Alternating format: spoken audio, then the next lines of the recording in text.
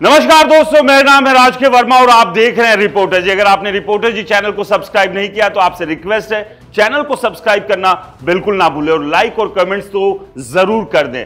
हरियाणा विधानसभा चुनाव के बाद अब सभी को इंतजार है कि नायब सिंह सैनी जब मुख्यमंत्री पद की शपथ लेंगे तो उनके मंत्रिमंडल में कौन कौन से ऐसे चेहरे होंगे जिनका नंबर लग सकता है, जिनकी लॉटरी लग सकती है। और तमाम चेहरों, इन तमाम नामों पर चर्चाएं और कयासबाजियां शुरू हो चुकी है। सबके बीच हम बात यहां करेंगे श्रुति चौधरी और आरती राव के बारे में कि इन दोनों में से कौन मंत्री बन सकता है, इन दोनों में से किसकी लॉटरी लग सकती है, या फिर इन दोनों को ही क्या नायब सिंह सैनी के मंत्रिमंडल में शामिल किया जा सकता है। दोनों ने विधानसभा का चुनाव पहली बार ही लड़ा है, फिर चाहे श्रुति चौधरी की बात कर लें या फिर आरती राव की बात कर लें, और दोनों ने ही विधानसभा चुनाव में जीत दर्ज की है।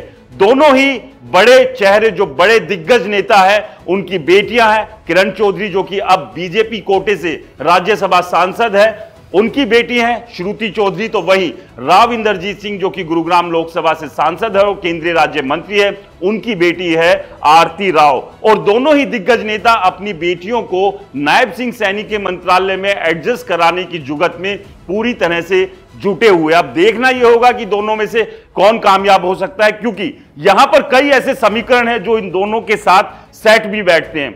दोनों युवा नेता है, महिला है। इसके अलावा अलग अलग कास्ट फैक्टर्स की बात की जाए तो जाट और अहीर दोनों ही वोटर्स को साधने की कोशिश यहां इनके साथ बीजेपी कर सकती है। लेकिन चूंकि पूरा का पूरा जो बैलेंस है मंत्रालय का, मंत्रिमंडल का, वो बीजेपी को बनाना है, नंबर कम है और विधायक बहुत सारे हैं, तो ऐसे में जातिगत समीकरण से लेकर क्षेत्रीय और कौन किसके करीबी है, ये सारा का सारा समीकरण और गणित बीजेपी को बैठाना होगा, तभी जाकर जो है वो मंत्रिमंडल की एक शेप निकल कर आएगी। लेकिन अगर एक एक करके बात करें तो आरती राव की अगर बात करें, बीजेपी की टिकट से अटेली से पहली बार चुनाव इन्होंने लड़ा है और 57,737 वोट इन्होंने हासिल किए और 3,085 वोटों से ये जीत दर्ज करने में कामयाब रही। एक बार को सांसें थम गई थी आरती राव, उनके करीबियों की, क्योंकि शुरुआत में जैसे ही परिणाम सामने आ रहे थे आरती राव काफी पीछे चल रही थी। लेकिन जैसे जैसे दोपहर बाद के बाद ईवीएम और जब खुलने लगी, उसके बाद थोड़ी सी राहत की सांस हुई कि जो लीड बढ़ रही थी बीएसपी के कैंडिडेट की, वो लीड कम होती चली गई और आरती राव धीरे धीरे उनसे आगे गई और 3,085 वोट से जीतने में कामयाब रही। और राव इंद्रजीत कोशिश यही कर रहे हैं कि किसी तरह से अपनी बेटी आरती राव को वो नायब सिंह सैनी के मंत्रालय में, मंत्रिमंडल में एडजस्ट करने में कामयाब हो जाए और इसकी जुगत में वो लगे हुए हैं। इसके अलावा चूंकि अहीर वाल बेल्ट को भी साधने की एक कोशिश हो सकती है, और जैसा पहले भी बताया कि महिला है, युवा नेता है, तो क्या ये सारी प्राथमिकता और इसके अलावा राव इंद्रजीत सिंह की राजनीति को और उसकी राजनीतिक विरासत को आगे ले जाने की जिम्मेदारी भी अब आरती राव के कंधे पर है। तो कहीं ना कहीं राव इंद्रजीत इस मौके को बिल्कुल नहीं छूटने देना चाहेंगे और वो पूरी कोशिश में है, लेकर दिल्ली हाईकमान से तमाम नेताओं के साथ वो बातचीत कर रहे हैं और कोशिश यही कर रहे हैं कि अपनी बेटी को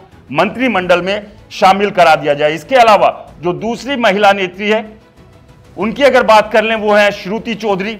बीजेपी की टिकट से तोशाम से विधानसभा चुनाव लड़ा इन्होंने और 1,76,414 वोट हासिल किए हैं और जिसमें कि 14,257 वोट से इन्होंने जीत दर्ज की है। और आपको बता दें, अपने ही चचेरे भाई अनिरुद्ध चौधरी को इन्होंने हराया है, जो कि कांग्रेस की टिकट से चुनाव के मैदान में थे। किरण चौधरी की बेटी है, जाट नेता है, और ऐसे में इस इलाके में जाट वोटर को साधने की कोशिश जो है वो श्रुति चौधरी के जरिए भी बीजेपी की हो सकती है। ऐसे में इनकी लॉटरी भी नायब सिंह सैनी के मंत्रिमंडल में लग सकती है। लेकिन इस सब के बीच आपको क्या लगता है, क्या श्रुति चौधरी और आरती राव में से किसे मंत्रिमंडल में शामिल किया जा सकता है, या फिर दोनों को ही नायब सिंह सैनी के मंत्रिमंडल में शामिल बीजेपी कर सकती है? हमें कमेंट्स कर जरूर बताएं। रिपोर्टर जी चैनल को सब्सक्राइब नहीं किया तो दोस्तों चैनल को सब्सक्राइब करना ना भूलें।